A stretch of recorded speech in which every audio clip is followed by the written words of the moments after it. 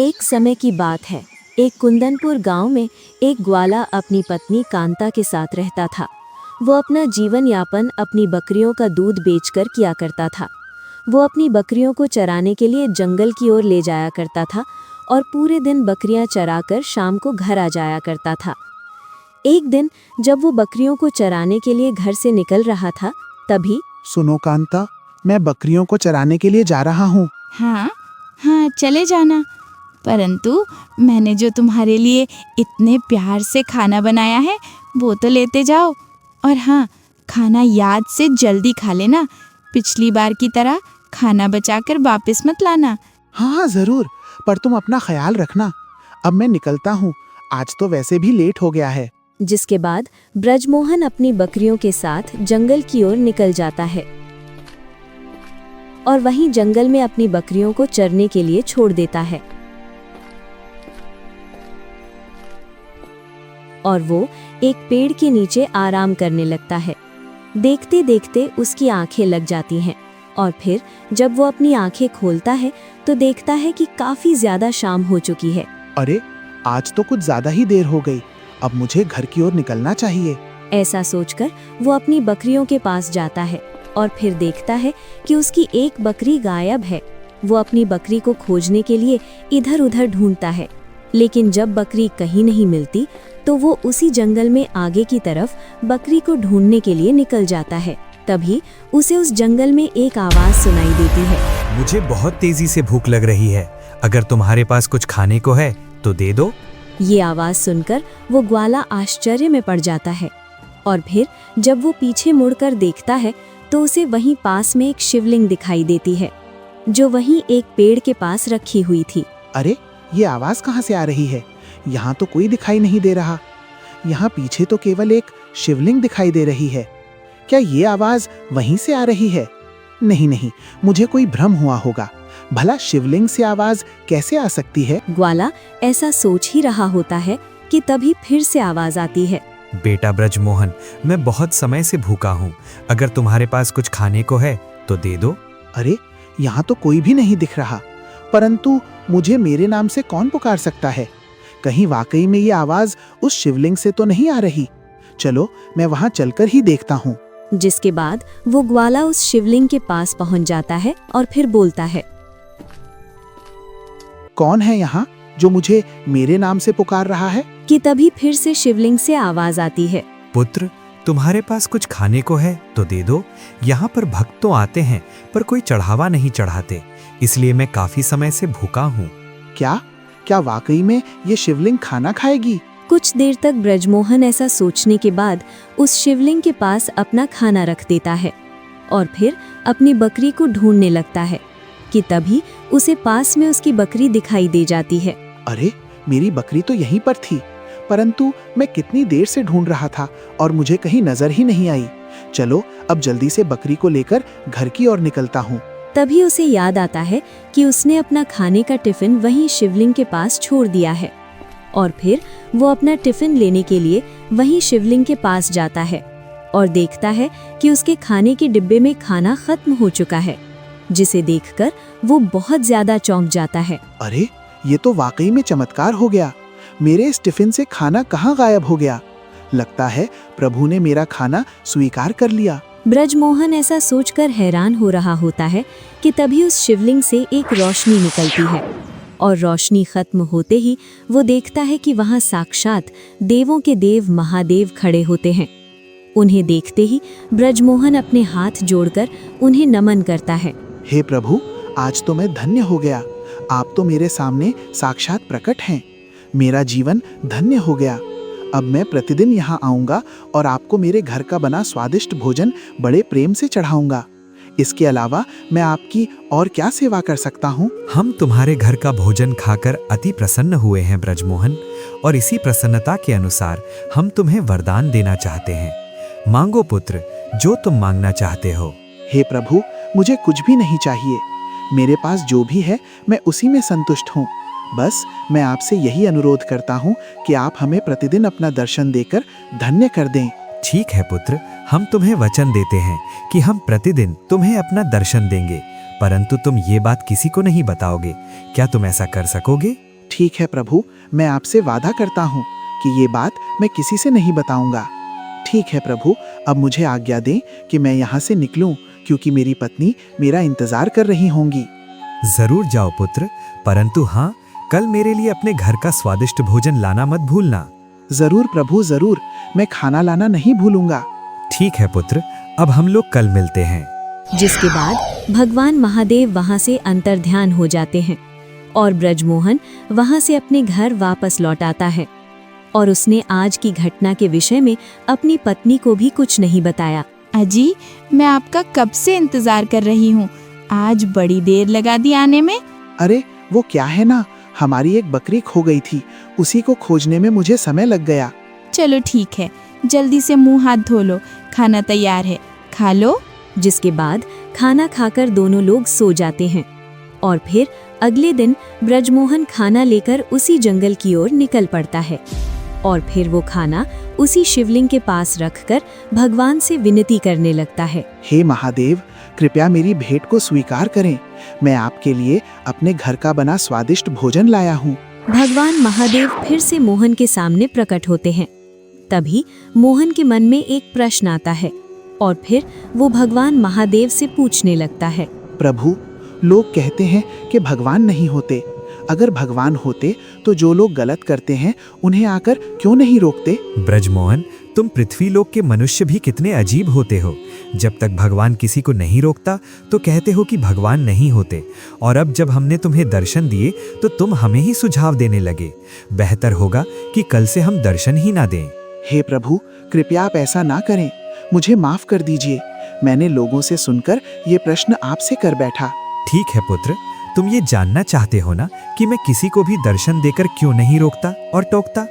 मैं तुम्हें तुम्हारे इस प्रश्न का उत्तर एक उदाहरण देकर समझाता हूँ, लेकिन तुम्हें उसके लिए आज मेरे साथ यहीं रुकना होगा और यहाँ पर जो भी भक्त आएगा उसे बिना रोके और टोके देखते रहना होगा। ठीक है प्रभु, मैं यहीं एक पेड़ के पीछे छुप जाता हूँ। जिसके बाद भगवान महादेव वहां से अंतर्ध्यान हो जाते हैं और फिर ब्रजमोहन भी पास में एक पेड़ के पीछे छुप जाता है और फिर वो देखता है कि कुछ समय बाद एक व्यापारी पैसों से भरी थैली लेकर वहां आता है और भगवान से प्रार्थना करने लगता है। हे प्रभु, मैंने अभी अभी नया कारोबार शुरू किया है, कृपया उसमें अच्छे अच्छे मुनाफे का आशीर्वाद दें। जिसके बाद वो सेठ अपनी प्रार्थना पूरी करता है और अनजाने में वो वहां से खाली हाथ ही चला जाता है और धन की पोटली वहीं छूट जाती है। ब्रजमोहन ये सारा माजरा देखता रहता है और ये भी देखता है कि वो व्यापारी धन की पोटली वहीं भूलकर चला गया है। अरे ये क्या, वो व्यापारी धन की पोटली यहीं भूलकर चला गया है और अब मैं उसे बता भी नहीं सकता क्योंकि महादेव ने ऐसा करने से मना किया है। थोड़ी देर बाद फिर देखता है कि एक गरीब आदमी शिवलिंग के पास आकर भगवान से प्रार्थना करने लगता है। हे प्रभु, मैं बहुत गरीब हूँ, मेरे घर में खाने को भी कुछ नहीं है। हे प्रभु, आप सबकी मदद करते हैं, मेरी भी मदद करें और मेरा मार्गदर्शन करें। तभी उस गरीब आदमी की नज़र सामने रखी धन की पोटली पर पड़ती है और वो बहुत खुश हो जाता है। हे प्रभु, आपने मेरी विनती इतनी जल्दी सुन ली। प्रभु, आपका बहुत बहुत धन्यवाद। और फिर वो गरीब आदमी उस पोटली को लेकर खुशी खुशी वहां से चला जाता है। थोड़ी देर बाद फिर एक सपेरा वहां आता है और भगवान महादेव से प्रार्थना करता है। हे प्रभु, मैं अपने काम से बहुत खुश हूँ, परंतु मैं आपसे विनती करना चाहता हूँ, अगर कभी भी मुझे कुछ हो जाए तो भगवान मेरे परिवार का ख्याल रखना। ब्रजमोहन ये सब पेड़ के पीछे छुपकर देख रहा होता है कि तभी वो सेठ अपने सिपाहियों के साथ वहां आ जाता है और सेठ देखता है कि उसके धन की पोटली वहां से गायब है और मंगूलाल वहीं प्रार्थना कर रहा है और फिर सेठ उस सपेरे को ही दोषी मान लेता है। हे सिपाहियों, मैं पैसे की थैली यहीं भूलकर चला गया था और अब वो थैली मुझे कहीं भी नजर नहीं आ रही है। इसका मतलब ये साफ है कि जरूर इस सपेरे ने मेरे पैसे लिए हैं। जिसके बाद उसके सिपाही उस सपेरे को पकड़ लेते हैं। तभी वो सपेरा बोलता है। मेरी बात मानो, मैं निर्दोष हूँ, मैंने कोई भी पैसे नहीं चुराए, मुझे यहाँ पर कोई भी पैसों की पोटली नहीं मिली, मुझे छोड़ दो, मैं निर्दोष हूँ। मैं अभी कुछ समय पहले ही पैसों से भरी पोटली छोड़कर गया हूँ और मुझे तुम्हारे सिवाय कोई और यहाँ आता नहीं दिखा। इसका मतलब साफ है कि वो धन तुमने ही चुराया है। मैं सच बोल रहा हूँ, मुझे यहाँ पर पैसों से भरी कोई भी थैली नहीं दिखी। मैं निर्दोष हूँ, मुझे छोड़ दो। वो सपेरा सेठ से छोड़ने की विनती करता रहता है और इधर ये सब ब्रजमोहन देख रहा होता है। हे प्रभु, ये लोग बेचारे इस निर्दोष आदमी को फंसा रहे हैं, लेकिन पैसे की थैली तो वो गरीब आदमी लेकर गया। नहीं प्रभु, अब आपको इसे रोकना होगा, नहीं तो मैं इस सेठ को सब कुछ बता दूंगा।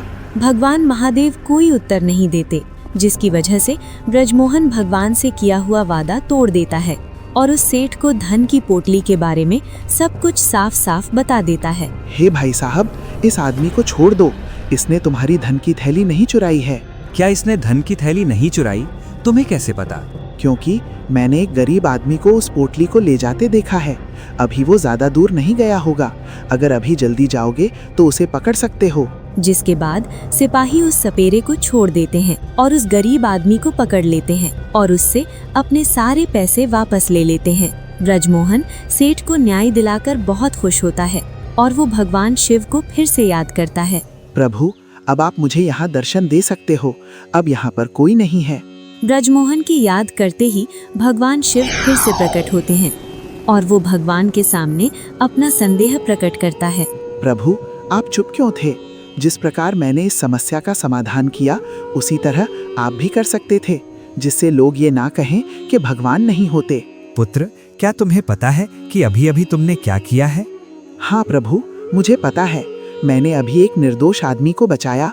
मैंने उस धन की पोटली को गरीब आदमी को ले जाते देखा था, परंतु उसकी सजा उस सपेरे को मिल रही थी। उसे उस अपराध की सजा मिलती जो उसने किया ही नहीं था। इसीलिए मैंने आपकी शर्त तोड़ दी और उस निर्दोष आदमी की जान बचा ली। पुत्र, तुम्हें लगता है कि तुमने उस सपेरे को बचाया है, परंतु वास्तव में तुम ही उसके मृत्यु का कारण बन गए हो। जानते हो कैसे?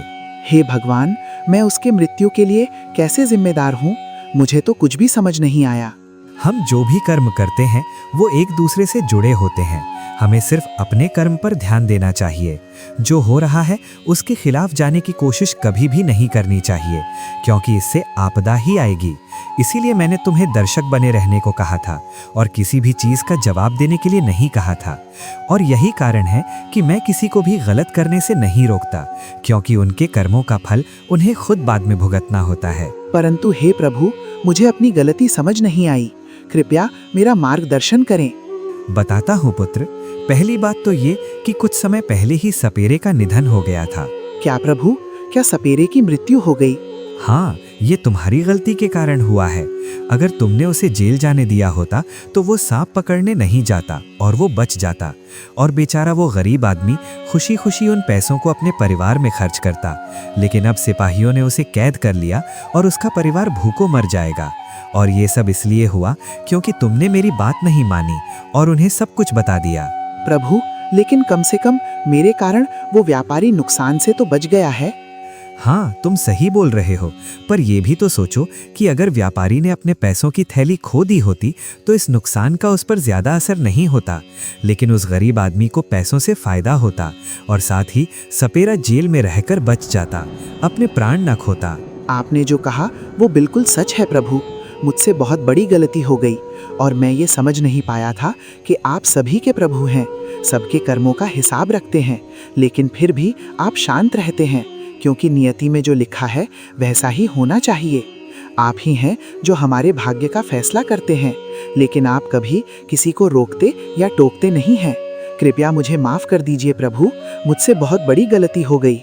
इसमें गलती तुम्हारी नहीं है ब्रजमोहन, ये होना तो पहले से ही तय था, इसलिए परिणाम के बारे में मत सोचो।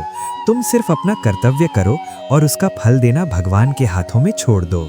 इतना कहकर प्रभु अंतर्ध्यान हो जाते हैं और ब्रजमोहन अपनी बकरियों के साथ वापस अपने घर लौट आता है और वो इस घटना को कभी भी भूल नहीं सका।